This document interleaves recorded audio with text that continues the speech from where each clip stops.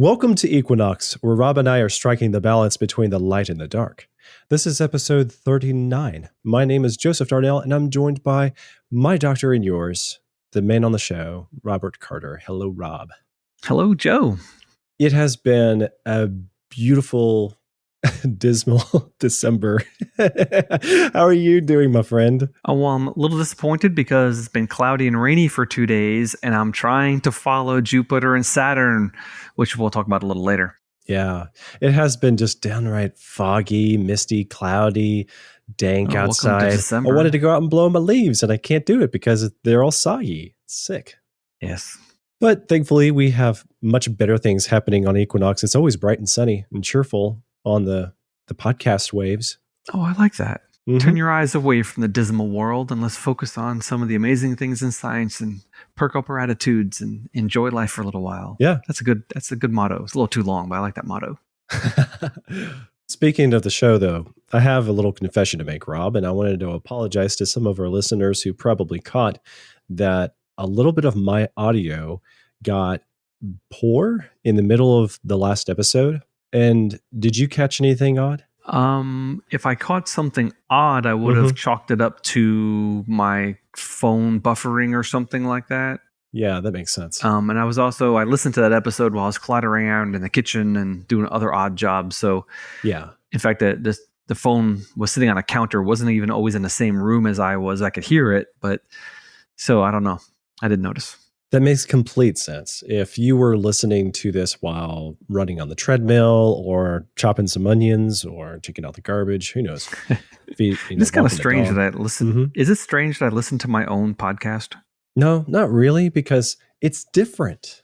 And I laugh and I smile and I enjoy it. No, I get that. It's all right. We'll give you a free pass. All right. Good. I appreciate you listening to it because it's better to have another check or another round of checks. You could find something and we could replace the audio file. Or we could say, hey, last week we talked about such and such, but this week we can fix that, which I think we did once.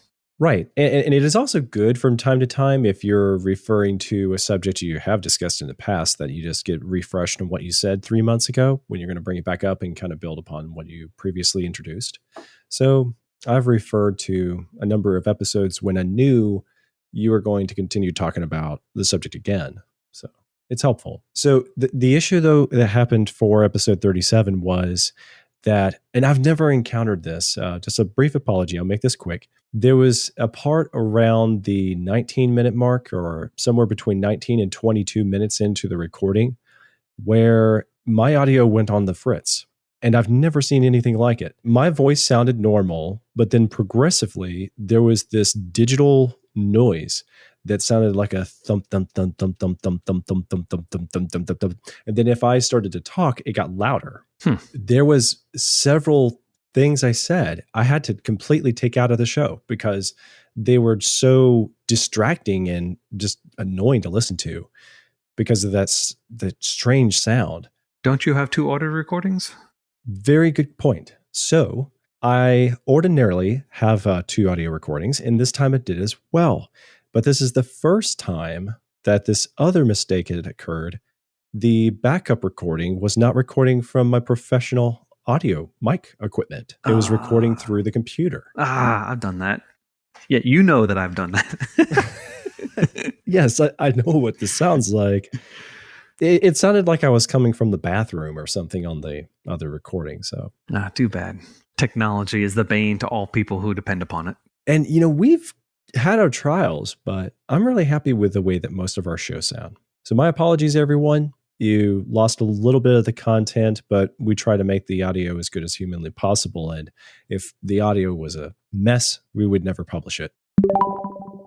All right. So, Rob, let's dive into a very special year in review 2020.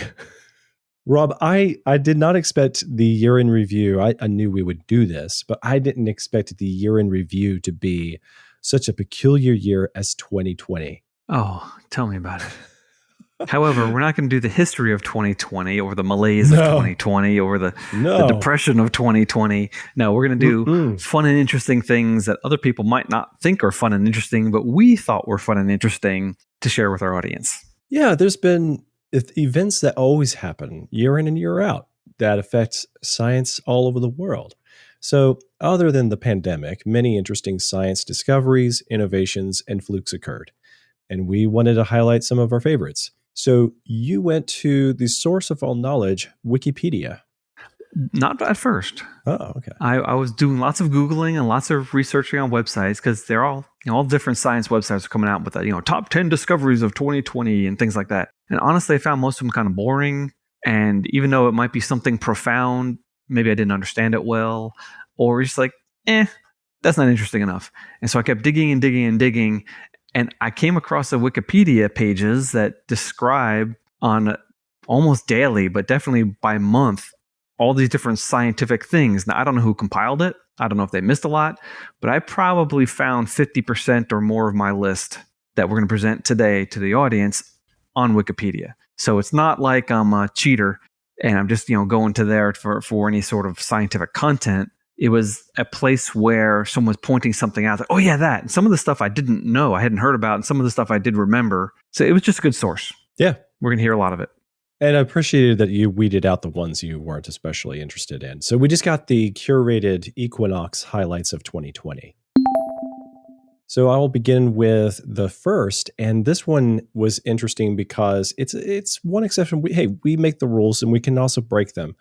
This was one that was pretty good. From yesteryears, the rate of cancer dropped by 2.2% for 2016 through 17. But that was just reported this year. Right. It took them a while to get the statistics all worked out. So that was a 2020 announcement that 3 years ago, cancer rates dropped by a greater percentage than they've ever dropped, ever. So what did they attribute this to? Is this because medicine's kind of catching up, because people are taking care of their health, or was this just a coincidence? No, I think it's an improvement in healthy living and an improvement in, probably people stop smoking. Honestly, I've been doing a lot of ancestry work in the evenings last couple of weeks, and one of my ancestors died of a mouth cancer. It's like, yep, he's probably a smoker. Makes total sense, yeah. Yeah. My grandmother was a smoker like that, and she died of complications from smoking. Yep, my grandmother died of complications from smoking. She had a tumor in the back of her throat, but she was not a smoker. Well, it is still good news. We're glad to hear that this sort of thing is hopefully turning the tide for a statistic. And it makes sense what you were saying, that it would affect the people who weren't smoking. So maybe this is a good sign for decades to come that the trend line will be moving the other direction. Yes, but we will never, ever, ever eliminate cancer. It's a part of the human genetic system. Cancers will arise when mutations occur in the things that slow down cellular proliferation. You nuke that gene, and that cell is going to start reproducing like crazy. That's called cancer. And the longer we live, the more bouts of cancer we're going to have to fight, which we've said earlier on the show, some episodes ago, when I said that the first person who's going to live to 200 years old is already alive statistically. We don't know who that person is, but the data is telling us that, yeah, we're going to be living that long. Well, you're not going to live that long without surviving cancer a couple of times. Interesting. Good point. Well, then you want to introduce the first of 2020? Yeah. The first big NASA report was a discovery of an Earth-sized exoplanet. Go back a couple episodes ago when we talked about exoplanets in the habitable, however you pronounce that word, the habitable zone. Inhabitable? Around a star. This was from the TESS satellite that we also described.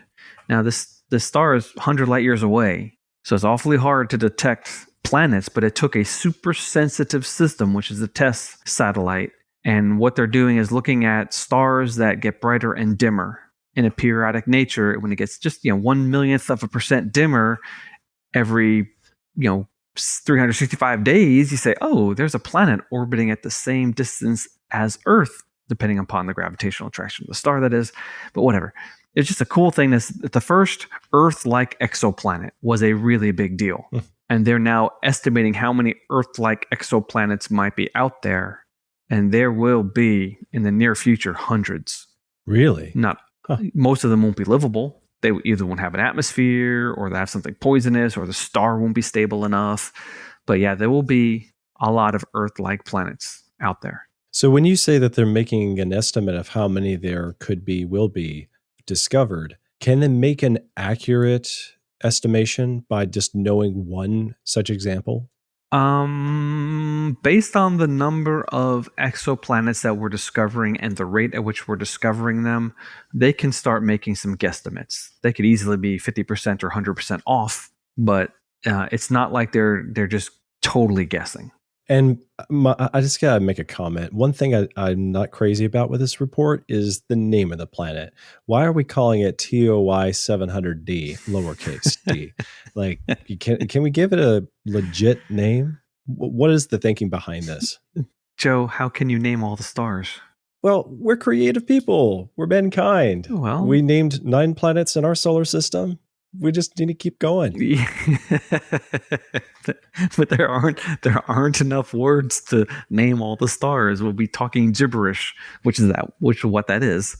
There can be Pluto, Duo, and Ludo. When I go there, I'll name it Rob Star, or the Star of Joe, or Home Sweet Home, or whatever. I think there ought to be a really good sounding Cartercius. I don't know. There's got to be a good play on the word Cartesian. That sounds too close to a Cartesian. Okay, so then the next story in January of 2020 was researchers develop a single molecule that can absorb sunlight from the entire visible spectrum for the production of the fuel hydrogen, harnessing more than 50% more solar energy than current solar cells can. This was huge. Yeah, technology innovation for solar energy. Huge resources. And I remember hearing just a few years ago that solar energy was very important, something that is very useful, but just very difficult because it takes so much to absorb any significant amount of the energy.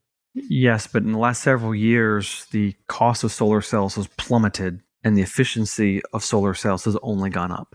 It is now getting to the point where solar makes sense. It wasn't true before. In fact, this year, a lot of the science reports were, if someone discovers this and this and this, and they can make solar cells 10% more efficient. So, someone does this and it makes them 15% more efficient. Well, we've been hearing that for 10 years. But if you just keep adding all these little incremental changes, solar cells are a lot more efficient than they used to be and a lot more expensive. Interesting. So it's starting to make sense to use it. Are they making more applications for them? Are they trickling down to consumer electronics yet? Or are we still talking about like power stations and homes and power stations and things like that? Yeah. Mm-hmm. But this particular thing, though, it's not really solar power. It's not making electricity, but it's a single molecule that can grab 2 photons and use them to make H2, hydrogen gas from water. Basically, it's doing the reverse of what a hydrogen engine would do, which would be rip apart a hydrogen to make water. They're taking water, making hydrogen out of it. And they can use the whole spectrum. That's unbelievable. Wow. They can use infrared light. Infrared light is waste heat. It's useless until now. So you could, strap this thing around a factory and take the heat the factory is producing and use that to make hydrogen, instead of just letting it vent into the atmosphere. Theoretically. It hasn't gone to industrial scale production yet, but it is a really, really cool and very exciting idea. Do you think that we'll someday be able to use solar energy for things like powering cars or powering planes? Anything interesting like that? Or do you think it will remain on things on the ground? Just, throw out a theory. What would you guess? I'm going to guess there have been solar powered, very light planes. Nothing like cargo delivery or anything like that. And it is possible, especially when you get way up in the atmosphere, lots of sunlight, big wing area, you might have enough oomph to have something that can fly. But the problem is you have 24 hours of darkness. Sorry. Out of 24 hours, you have 12 hours of darkness. That's hard, man. That means you need to be able to absorb twice as much power as you require to fly. Cars are a lot less efficient. There's been solar-powered car races for a long time. They don't go very fast. No. Yeah. In fact, the battery technology that is coming out of Elon Musk and a lot of other people's innovations, that's what's going to transform the world. Which we will be talking about soon. That's on our queue. Well, I don't know. Do we have batteries on here? I don't think so. No, I just mean a future Equinox episode, the subject of Elon Musk and Tesla. Oh, yes. Yes, it's on the list. On the list. Look forward to that in 2021. Yeah, battery prices have plummeted and battery storage has only gone up. And the weight to power ratio has only improved. And this is probably what killed off the idea of the hydrogen car. Why use hydrogen? There's no purpose in hydrogen vehicle transportation any longer. Oh. Because batteries simply eclipse it. Oh, fascinating. Yeah. That'll be another discussion. Then moving on to February, nothing in particular happened, Rob, except we started this here podcast. So I kind of see that as a innovation, a new discovery in the field of sciences. Gotta say that I'm very proud of what we've created. And in other news, can I say that I feel like your video channel, Biblical Genetics, is the sister of Equinox, and that twin sister was also born in February. Or very close to February. It might have been January. I actually don't remember when I released the first episode. I started filming in September. Right. But I didn't put out my first episode for months just because I had so much to learn about how to make videos. Wow, that was hard. But yeah, definitely sisters, definitely parallel publications. We have had a little bit of cross-fertilization, but not much. Because Equinox is about just the joy of science in general, and biblical genetics is a rather small niche. Yeah, which I'm very happy to say is an excellent resource. How many videos do you have to date? Do you remember? This is number 40. Well, I did 3 that I didn't ever release. Like any good discriminant editor would. Yeah, this is actually, I think this is number 38. I think Equinox and Biblical Genetics are tied. Excellent. Because I remember at the beginning, you had several already in the queue, recorded, and several edited before we got to record Equinox episode 1. I did it on purpose so that, because I knew that I would get tired of this project, because I tend to take things until I lose interest and then drop them. And I needed to have, at least 10. I think I had 15 episodes in the can before I actually released my first episode. And that lasted a couple of months. And then I caught up to myself, and now I've been, making them and releasing them as I go. Well, it needs to be said that it is quite an achievement. There's no one else that's putting together content like that. You're answering so many important questions and able to provide insights like nobody else is giving us in the field of genetics and bringing them to the people. Well, thanks. We love to do this stuff on Equinox, and Biblical Genetics is also achieving these things, making some very fascinating insights. My latest video is called RNA Vaccines, Pros and Cons. It's been out for 3 hours now, and it's already got half the number of views as my last video, which was out 3 weeks ago. Oh boy. Yeah. And the article on RNA Vaccines on creation.com, I lapped the comment system. It lets you view 100 comments at once. And if you want comments number 101 and on, you have to hit next. I've never had 100 comments in an article ever, not even close, not even on my flat earth comments where everyone was really, really, really piling on with the comments. Not even close. And so, yeah, even now I'm looking at my email inbox here. I got 1, 2, 3 comments have come in from my YouTube video just since we started. Usually hate mail because it's such a touchy subject. Well, then let's move on to March. March, is it my turn? Yes, sir. Okay. Go for it. In March, scientists made the first announcement that they used CRISPR-Cas9 to edit a human being. Oh. Now, a couple of years ago was the announcement that those two girls in China were born after being CRISPR'd, genetically engineered. This is totally different. This is an adult who's a consenting adult who was going blind, and they opened up the eyes and lifted the retina and dropped some viruses behind the retina. Those viruses contained a fixed version of a gene that they had that was broken. Oh. And just this week, we learned that after fixing one eye, the other eye improved also. No way. Yeah. That is incredible. Eyes are weird. Eyes talk to each other. Like Louis Braille, who invented Braille, he went blind after puncturing one eye with an awl in his father's leather shop. The other eye went blind also, for no reason. Oh, that'd be frustrating. It happens often. It's sympathetic eyes. They somehow, for some weird reason, they talk to each other. Very interesting. So did the virus pass down the optic nerve and pass back up the other optic nerve? Probably not. Are there little corpuscles that share RNA between the eyes that travels down through the optic nerve? Interesting, yeah. That might mean that it also goes to the brain. Oh, wait a minute. So something very strange was happening there. But this was the first time ever performed officially on a human being, and it's the prognosis is good that they might actually have fixed or at least prevented any further decay in the person's vision, which is guaranteed. They would have gone completely blind if they were not already. Wow. Yeah. You just made me realize that just the science, the creation behind eyeballs is a fascinating science field. It is an unusual thing that the brain processes and material that the eye is. We really could just dedicate a whole episode about eyeballs. All right, let's do it. Compare some interesting types of different biology. You know, the eye is not a camera. Right. The eye is a computer. Oh, see, I wasn't thinking of it like that. It does data processing and then sends information to the brain. It's not pixel by pixel. So it's not going to the brain to be processed. Oh. There's a lot of processing happens in the brain, but the eye, the first thing it does is it detects edges. It sends a wireframe to the brain, and then it fills in the wireframe with color. That is awesome. Etc. It's okay, wow. Great. Put that on the list. Mm-hmm. How eyes work and things like that, or just the eye. I like that. All right. So moving on beyond March, I celebrated my birthday in April. Rob, when's your birthday? November. That's right. I celebrated your birthday. I remember that. That's right. Birthday party at your house. Right.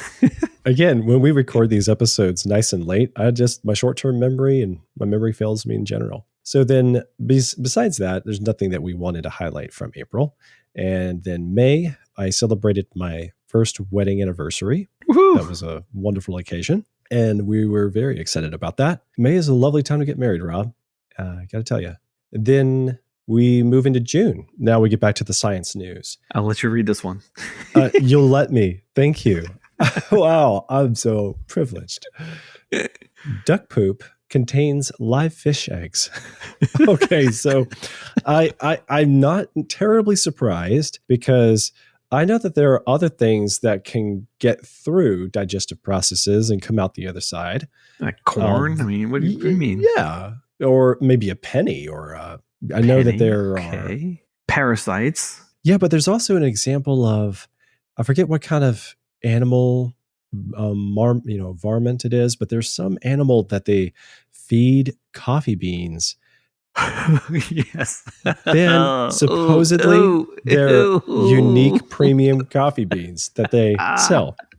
Oh, I'm dying. Yes, no. People, please behave.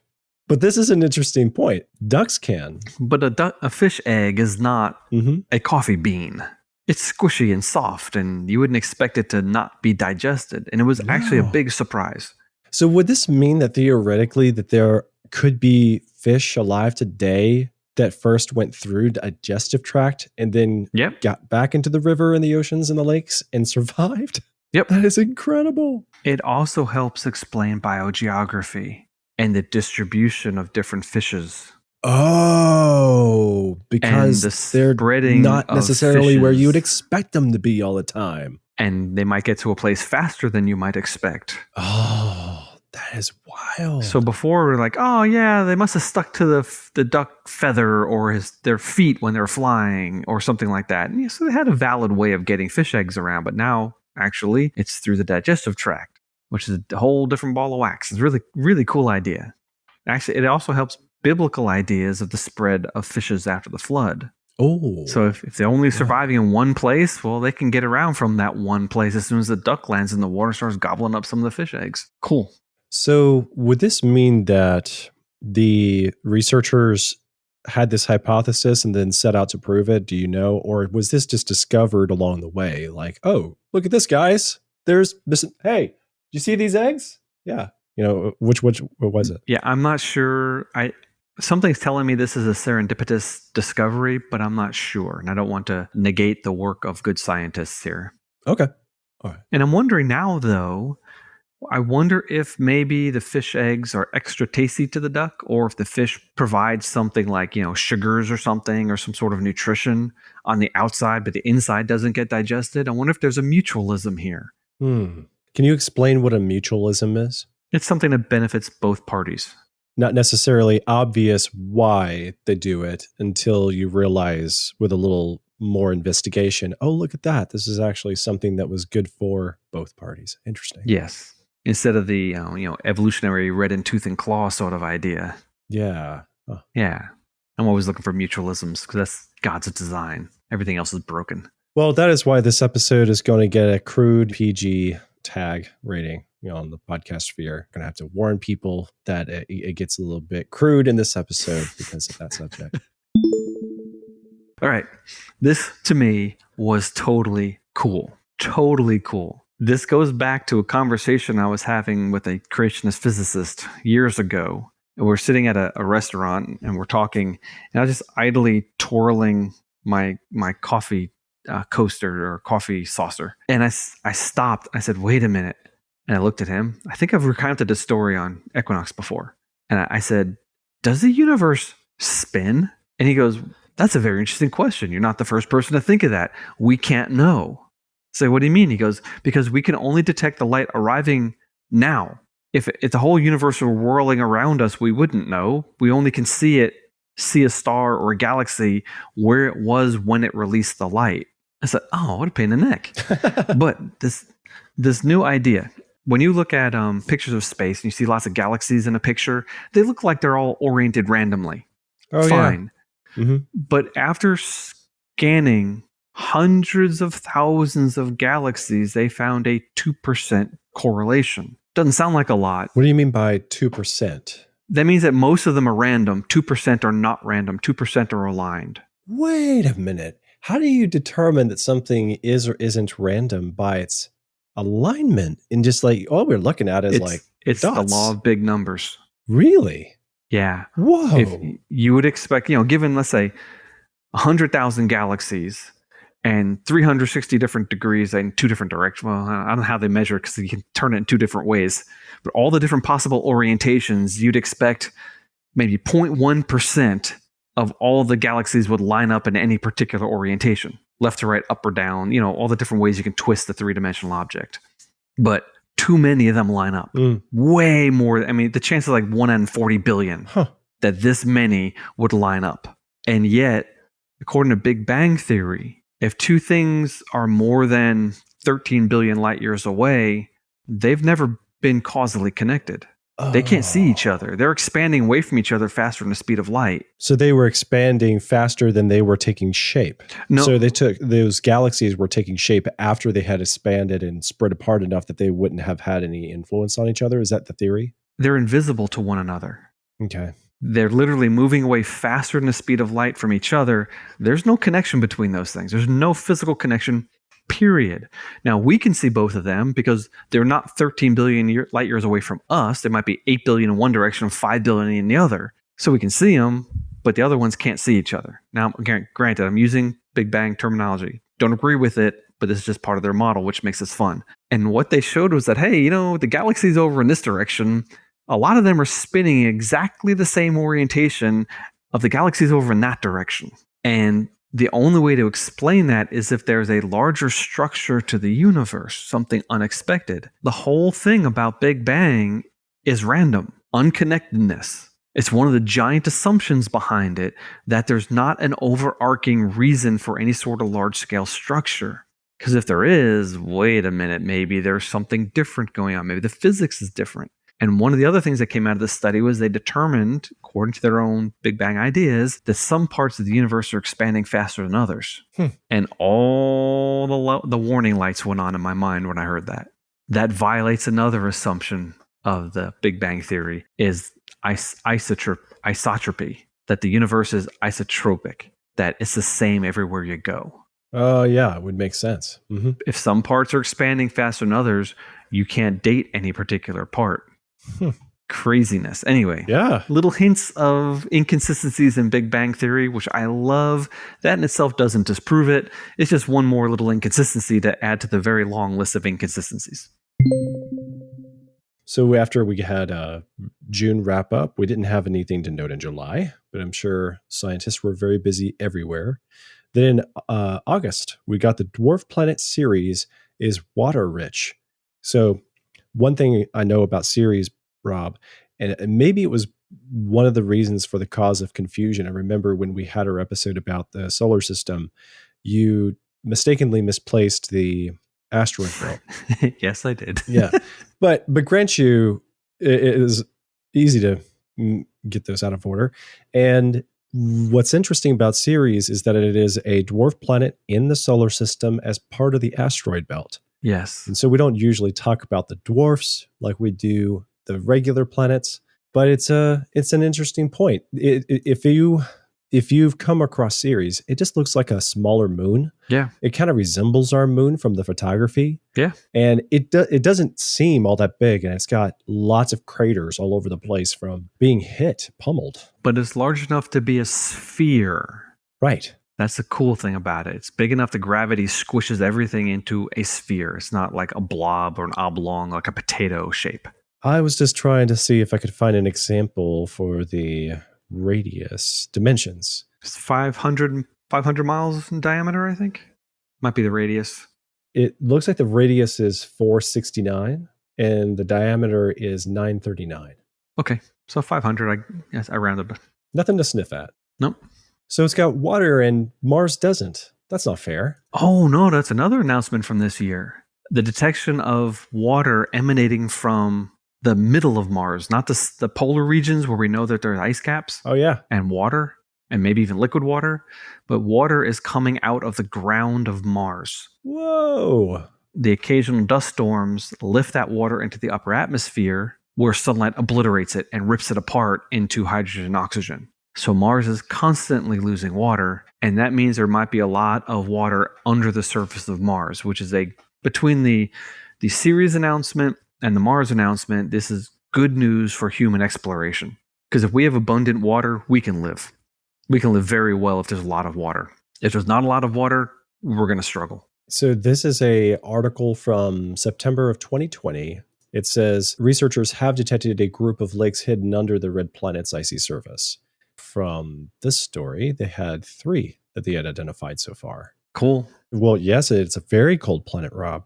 Is there anything else about Ceres to note? I mean, they got water, but does that mean whenever they say water, it's not like if we melted the cubes of ice, it would come out as Crystal Springs water that you could drink, right? I mean, no, it's usually salty or contaminated with something, but we can run this through a filter. We can do reverse osmosis, electrolysis. We can clean up water in a lot of different ways. But water also allows industry. What would that mean? I mean, all these different industrial processes are going to have to happen in space colonies. Oh, yeah. They're going to require water, cement, and whatever else. So they need to take advantage of that kind of thing. Yes.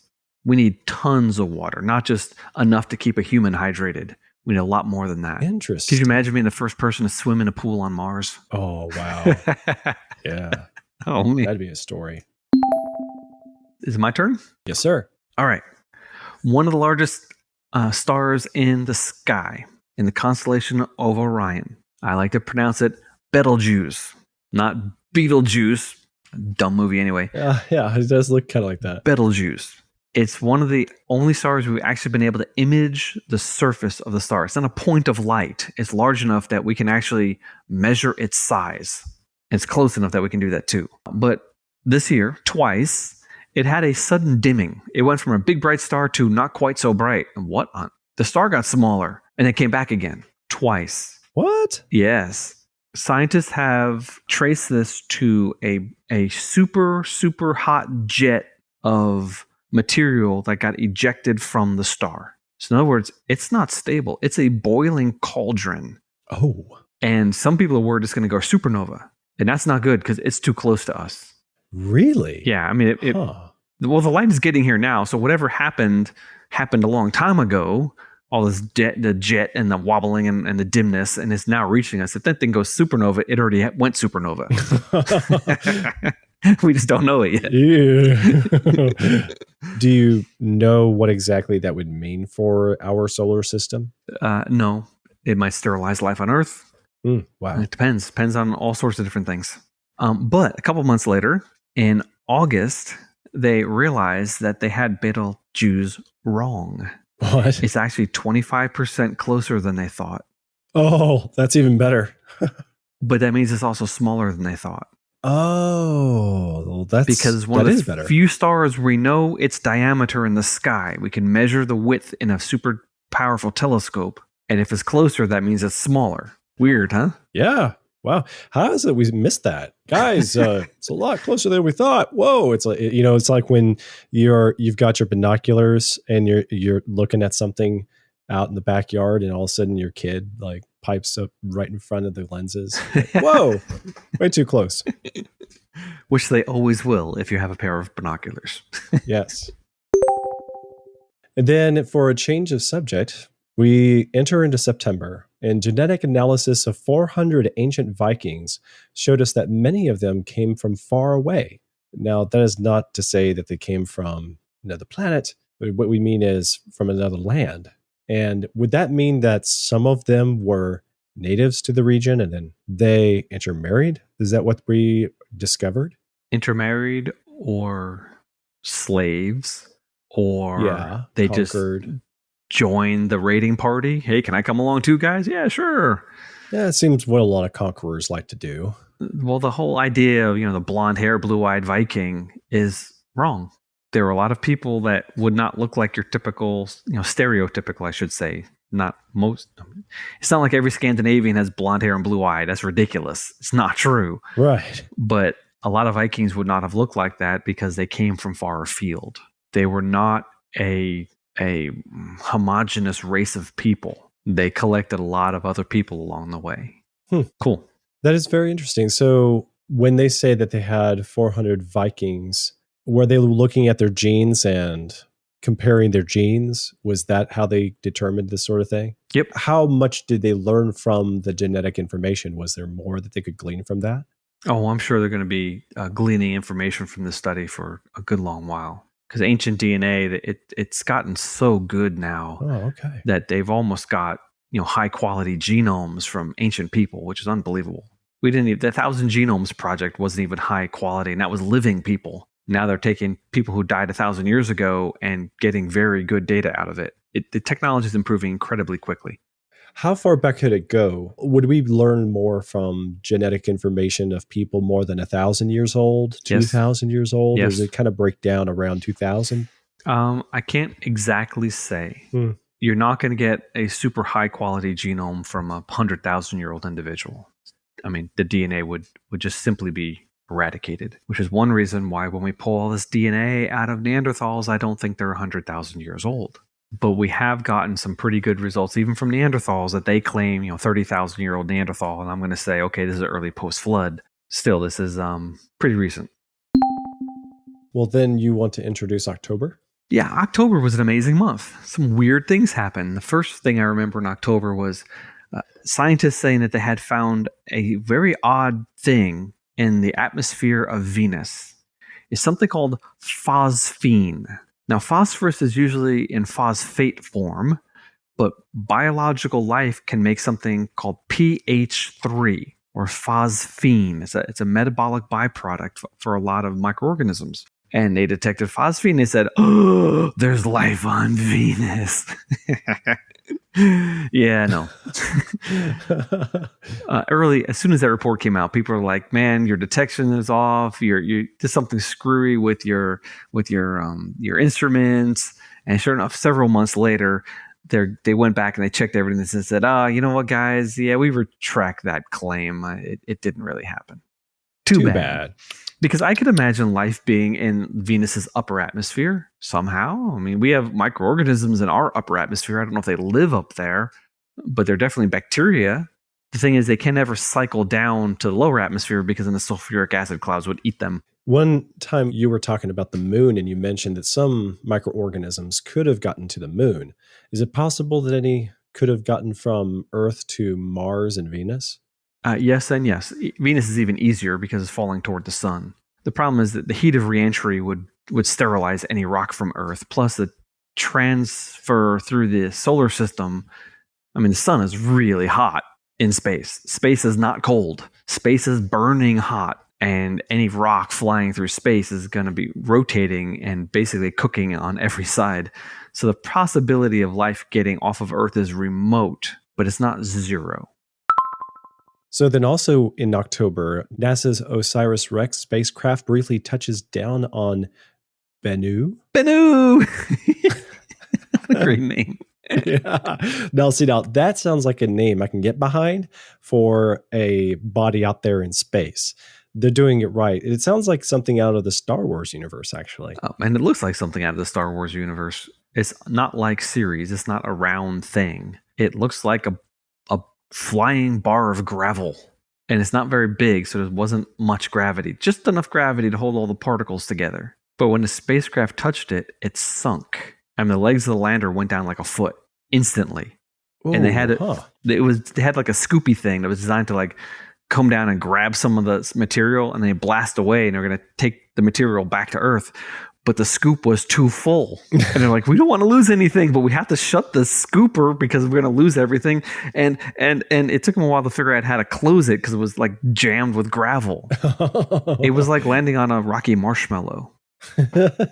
Total surprise. Nobody expected that. That's unfortunate. And yet they did it. And they got the thing closed, and it's coming back to Earth. And 2 years from now, 3 years from now, we will have landing on Earth, if everything else goes right, a box full of rocks that came from an asteroid. I mean, how cool is that? Yeah, that is very awesome. So when we talk about space rocks, do you know that they would be from Bennu? Could you find rocks like those rocks on planet Earth? Probably not.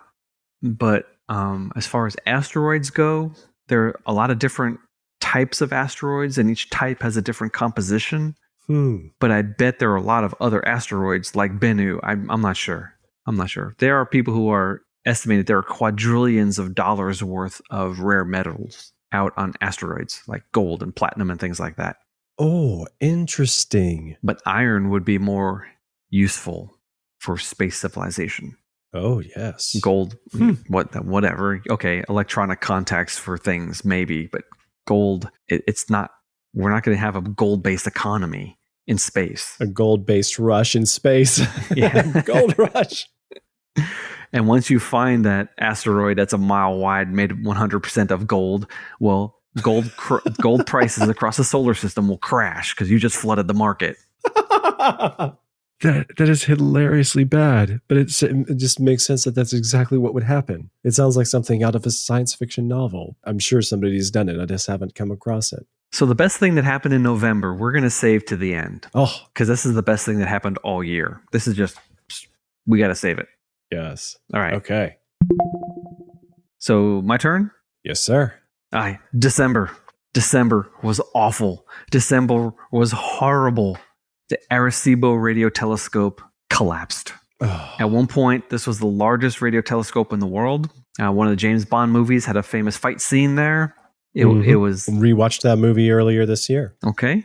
It was just basically an old crater in Puerto Rico, and the thing couldn't do anything but point straight up, but it could do radar ranging. They had a radar generator that could hit the dish and then be focused out into space, hit something and bounce back. So they could measure distances to various things in the solar system using this. This is really cool. Now, the Chinese have recently completed a larger radio telescope, but they can't do radar ranging with theirs. They can just receive radar signals from space. And we have no replacement for this. Just watching the videos of the cable snapping and the whole thing collapsing, and it was actually amazing. The destruction process. There was a crew there. They had a drone flying next to one of the wires when it snapped, and the drone is just a few feet from the tower when the tower comes crumbling down. What a cool video. Oh, wow. But it was sad because this is an icon that we have lost now, and I don't know if it'll be replaced or not. I don't know how much it would cost to fix it. It was built in the 60s, and they had a good life out of it. It's just sad to lose this. Do you know if it fell apart because of wear and tear and age, or was it something unexpected like even an earthquake or something like that? No, I think a couple of weeks ago, one of the major anchors in one of the concrete towers pulled out unexpectedly, And that completely threw the balance of all the tension of all the wires off. And there's too much weight on a couple of wires, and another one snapped. And they're like, it's going to fall. There's nothing we can do about it now. And sure enough, it came down. The next story is that SpaceX, very exciting stuff, their Starship Hop happened just earlier this month. Rob, I have to confess, I'm sorry. I haven't paid attention to the story. I heard about it in passing on Twitter.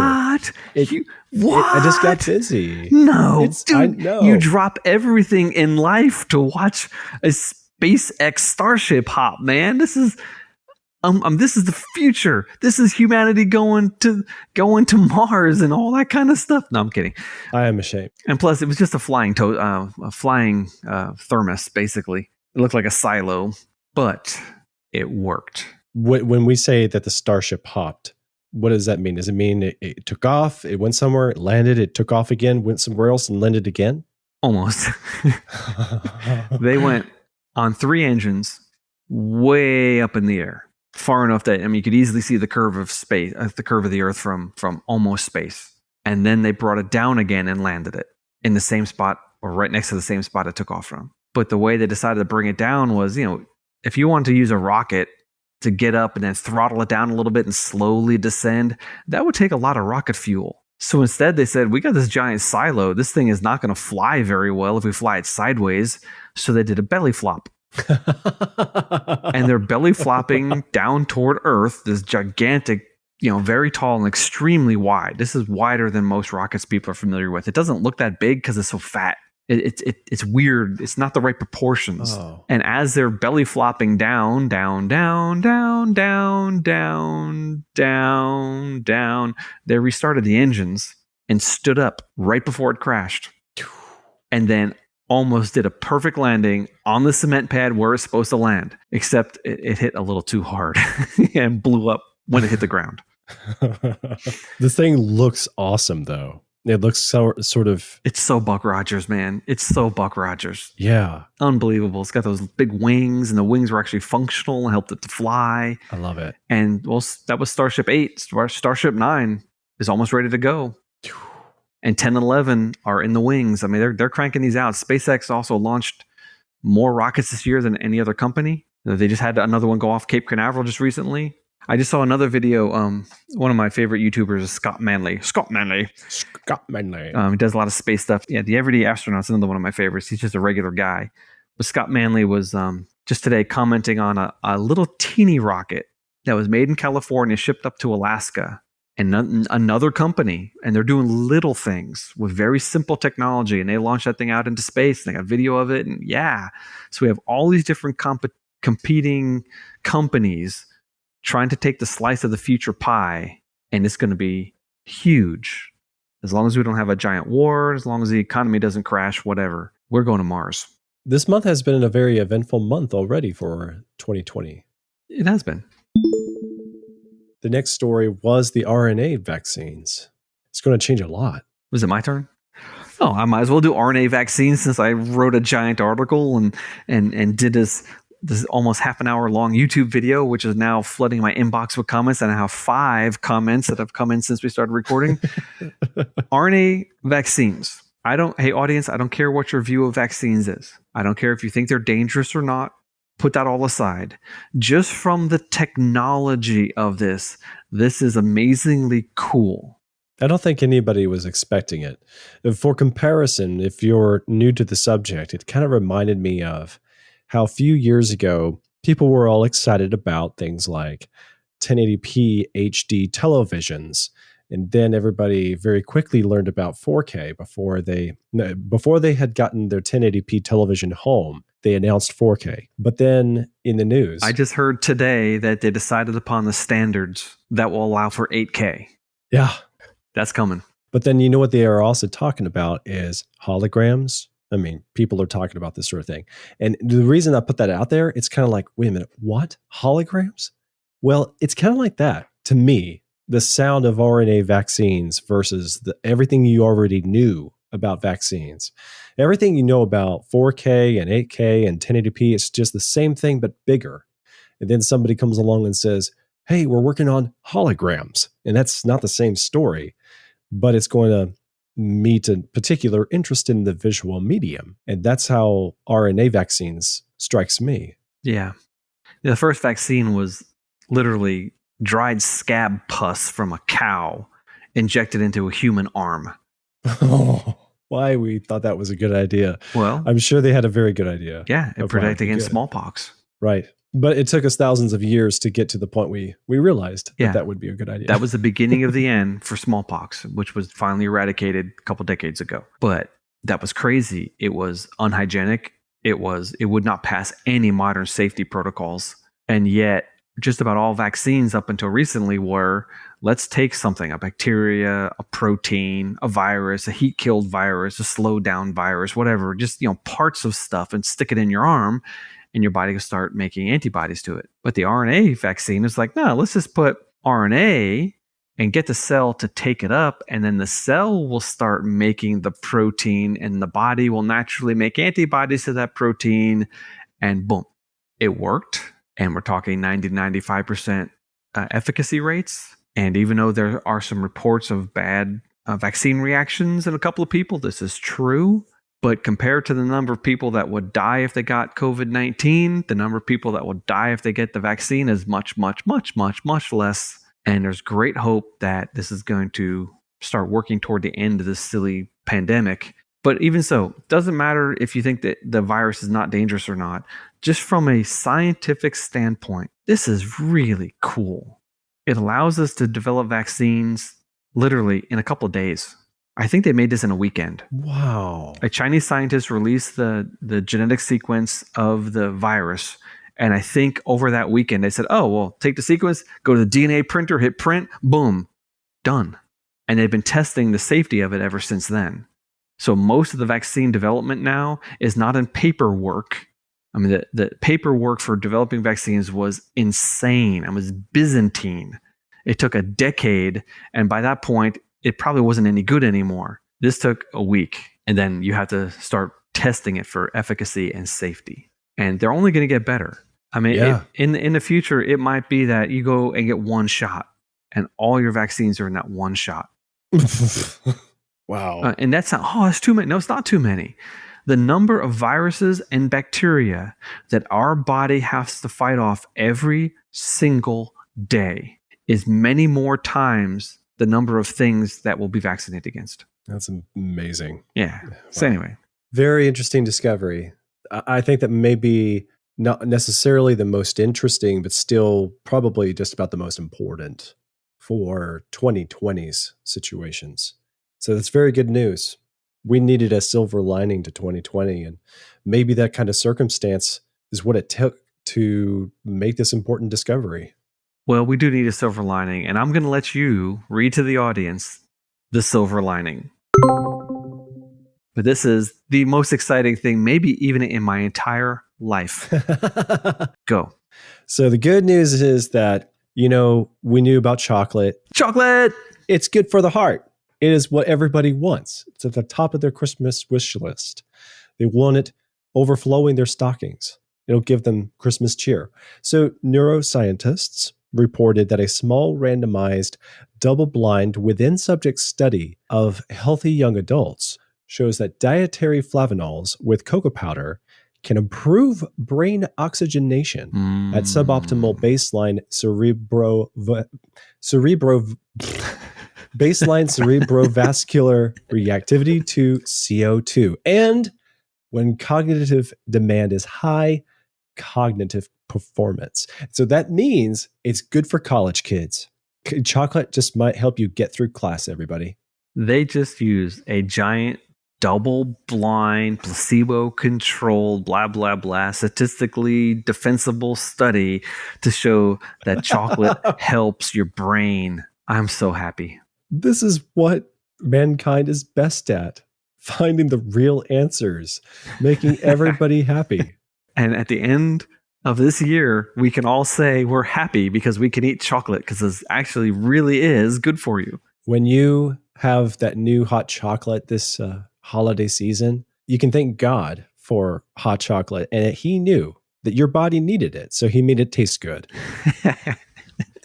Unlike cod liver oil, which is also very good for you. But so, can you tell me again what flavanols are? They're just a chemical that is found in a lot of foods. Flavines are common. They're basis of a lot of biochemistry. Is the word flavor and flavin related? Like it has a flava flavor? Maybe, but it might be that they're just found in a lot of things that have flavor. If there's a specific formula for them, flavones and flavanols and things like that. Yeah.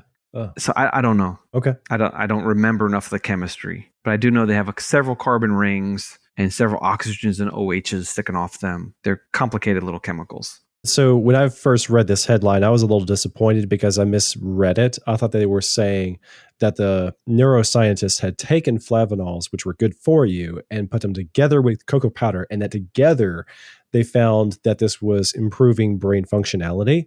But that's not what they're saying. They're actually saying the flavanols in the cocoa powder are the stuff that are good for you. So you don't need to add an enriched cocoa powder. You don't need to put something additional to it. No. However, audience, I would highly encourage you to get away from the cheap, sugary, American watered down milk chocolate nonsense. Yeah. No. Go to a nice, high quality, dark chocolate. Yes. Yeah. Do you have a favorite? I love dark chocolates of many varieties. Yeah, I love all sorts of dark chocolates. I've tried many. One of my favorites are called cocoa nibs. We get them at the DeKalb Farmers Market. It's just cacao. They're incredibly bitter. They're crunchy. They're just little teeny things. I mean, they're like smaller than a pea.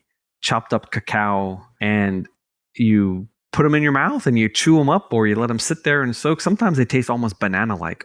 Those are the good ones. Oh, nice. But it's just like, you can't get more chocolate than that. No. Most people like to add a little bit of sugar to it. Maybe a little bit of something to make it a little more creamy. That's hardcore chocolate lover stuff there. The older I get, the more I like subtle sweetness. Yes. It's okay. You go ahead and doctor it a little bit, but it goes a long way. My wife made for me and her today a caramel mocha. She didn't expect it to be as good as it was. That would sell like crazy at the farmer's market. Yum. I know. I'm sorry, man. You got me thinking about sweet stuff now. I need to go get a fix. Oh. Rob, this has been awesome. That is 2020, everybody. The year in review for science. I don't know that I listened to any other science reviews for years, year in and year out. So I feel pretty good about this one. Let me know if any of our listeners came across others that they enjoyed. I'd actually like to hear about it on Twitter. You can find me. I'm at JCS Darnell. And let them know if you liked this one, share that with your friends and family too. Rob, anything else you wanted to discuss? I just want to throw out there, tell everyone that we are on MeWe.